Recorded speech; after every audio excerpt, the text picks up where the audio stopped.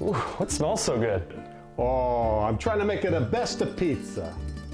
We all know what happened the last time you tried that. All right, come on, Drew. Why don't we just play it safe, order a pizza online? That's the problem nowadays. A lot of people want quick, easy. Dad, why don't we just order a pizza like normal people? I like to spread the cheese. I like to taste the tomato sauce. And why are you even making pizza?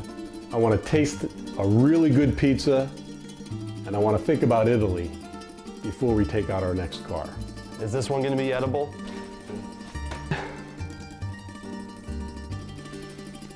About what I expected. Drew, can you order a pizza?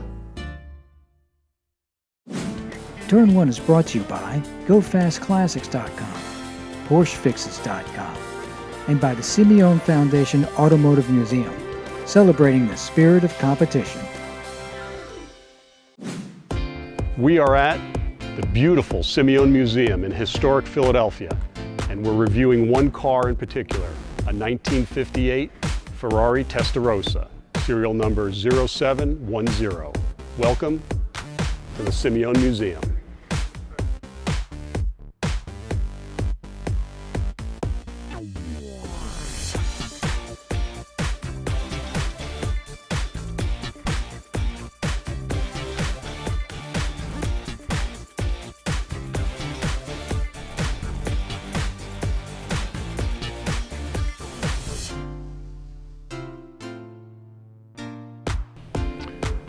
This is the 1958 Ferrari Testarossa, and today I'm honored to have the owner and curator and founder of the museum, Fred Simeone.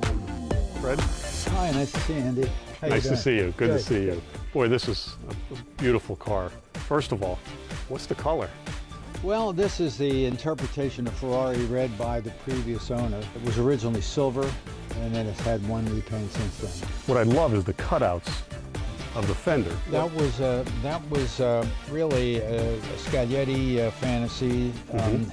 The idea was to get air over the brakes. They were having problems with brakes. This is one of the last drum brake cars that Ferrari or any big racer made. By 1958, most cars that raced in this category were using disc brakes. All around? So, yeah, four-wheel or just front? Four-wheel all Four-wheel around. back in 58 with this. Interesting. And as you know, by 53, Jaguar had introduced four-wheel hydraulic disc brakes. Yep. So this was a way to get brake cooling, but it's also cool. It's hot looking, and for whatever reason, that's kind of like what set this car apart design-wise. It was immediately distinguishable, and it looked hot. Absolutely. But if you take that along with its race record, it became special. Very special. Pontoon Fenders, this was known historically as the They pontoon made 19 design. with pontoon fenders. 19. And this is 0710. Right. So this was from what you told me, this is the actual first one that was Sold to a customer. They made a customer. prototype before that, but this was the first one that was sold to a customer. First one. Yeah. And how original is this? Tell us about that. It's really very original. Several of the 19 that were made, a few of them have gone forever. They were destroyed, but a few of them had their bodies banged up. And the problem with that is when you remake a new body somehow, and I guess this is a tribute to the Italian sense of style, but they never quite get it right. Right. So what attracted to us about this car was that the body was original. That's the hardest thing to find. Hardest thing. It's originality. Its transmission is original. The engine is made of, the head is original. The crankcase was damaged. It's not an original crankcase. It's from another car, but it's all original Ferrari. And that's the only thing on it that's not original. Not original. The instruments and everything else. It had a fairly sheltered life.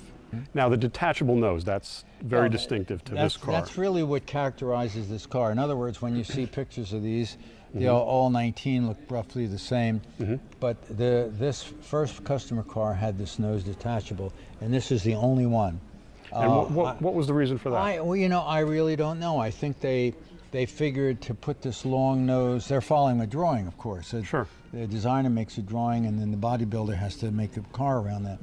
They thought maybe this would be too long, maybe it would crack. I can't Or maybe make they a had history different. for You that. think they had different nose cones? No, you think- these were because the cars where this is integral, in other words, all one piece, have the identical shape, identical Identical, yeah. configuration. I just figured they thought there was a better way to do it.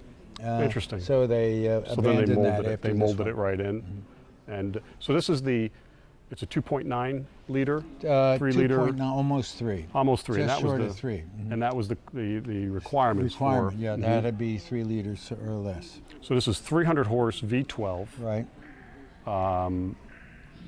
and 6 Webers, 6 Webers, about 12 to 1 compression ratio. 160 miles an hour top speed. Easy. Yeah, easy. Easy. Yeah, you've been there. No, not with this. Not with this.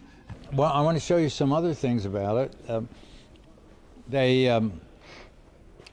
This had to come off to put gas in it. Yeah, I was believe just it going or to say I not. thought the fuel tank was. And the spare was in here.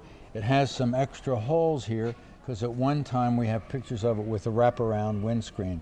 Oh, nice. But the holes were left when it was repainted. We do have the old wraparound windscreen. It's a comfortable car for a large person. A lot of these race cars, you had to be 5'8" or smaller. Right. This is a large seating capacity, so you really have the feeling you could drive to California with it.